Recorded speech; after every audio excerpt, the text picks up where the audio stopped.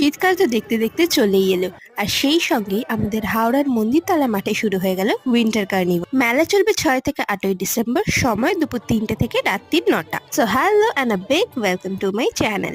মেলায় ঢুকতেই চোখে পড়লো বিভিন্ন রকম গয়না আর জামা কাপড়ের স্টল।